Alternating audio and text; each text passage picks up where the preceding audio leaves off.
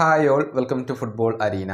Super താരം Neymar ജൂനിയറെ ബ്രസീലിൻ്റെ സ്ക്വാഡിൽ കാർലോ ആഞ്ചലോട്ടി ഉൾപ്പെടുത്താത്തത് ബ്രസീലിയൻ ഫുട്ബോൾ ലോകത്ത് വലിയ വിവാദമായിരുന്നു. ഇക്കാര്യത്തിൽ രണ്ട് അഭിപ്രായങ്ങൾ ഉയർന്നു കേട്ടിരുന്നു.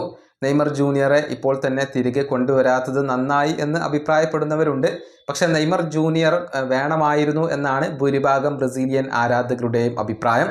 ഏതായാലും ഇപ്പോൾ തന്നെ അദ്ദേഹത്തെ തിരികെ കൊണ്ടുവരേണ്ടതില്ല എന്ന ഒരു തീരുമാനം കാർലോ ആഞ്ചലോട്ടിയും അദ്ദേഹത്തിൻ്റെ കോച്ചിങ് സ്റ്റാഫും എടുക്കുകയായിരുന്നു. ഈ വിഷയത്തിൽ ബ്രൂണോ ഗുയിമറസ് ഇപ്പോൾ സംസാരിച്ചിട്ടുണ്ട്.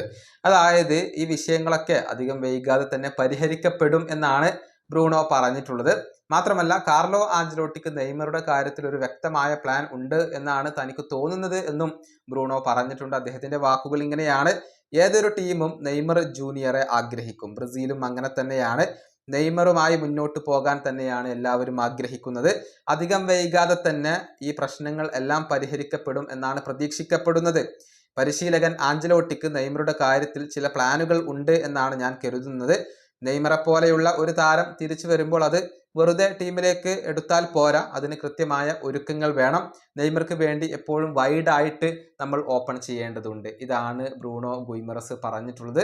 നല്ല രൂപത്തിലുള്ള ഒരു തിരിച്ചുവരവ് നെയ്മർ ജൂനിയർക്ക് ലഭിക്കും. അതിനുവേണ്ടി ബ്രസീലിയൻ ദേശീയ ടീം റെഡി ആയിരിക്കേണ്ടതുണ്ട് എന്നൊക്കെയാണ് ബ്രൂണോ പറഞ്ഞിട്ടുള്ളത്. ഏതായാലും ഇനിയിപ്പോൾ 6 സൗഹൃദ മത്സരങ്ങൾ കൂടിയാണ് ബ്രസീലിന് അവശേഷിക്കുന്നത്. അടുത്ത ഇന്റർനാഷണൽ ബ്രേക്കിലെങ്കിലും നെയ്മർ ജൂനിയറെ കാർലോ ആഞ്ചലോട്ടി തിരികെ കൊണ്ടുവരും എന്നാണ് ആരാധകർ പ്രതീക്ഷിക്കുന്നത്. ഈ വീഡിയോ അവസാനിപ്പിക്കുന്നു. അടുത്തൊരു വീഡിയോയിൽ വീണ്ടും കാണാം.